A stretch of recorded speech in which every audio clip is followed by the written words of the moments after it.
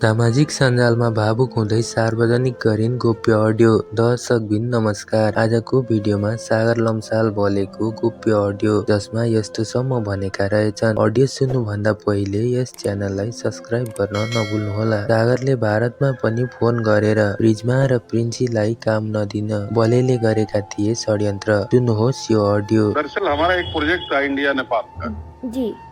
तो हमने सोचा कि डबल कैरेक्टर था तो आप दोनों सिस्टर को उसमें ले लेंगे जी। तो ये उसके बाद बोला कि अब जो मेरी लाइटनिंग था वहाँ लाइन प्रोड्यूसर, उसने बताया कि सागर लम्साले से आजकल उन लोगों की टाइजअप है, क्या है नहीं है जी। तो फिर उसने बोला था कि नहीं हम तो बिना हमारे वो लोग कुछ कर ही नहीं सकता। ओके। तो हमको प्रोजेक्ट में रखना पड़ेगा। तो उसने ये बोला कि वो दोनों हमारे बिना काम नहीं करेंगे। हाँ, कि हम करेंगे तभी वो लोग करेंगे। यो अडियो सुनेर सागर लम्साल बोलेलाई के भन्न चाहनुहुन्छ? आफ्नो धारणा कमेन्ट बक्समा लेख्न नभुल्नुहोला।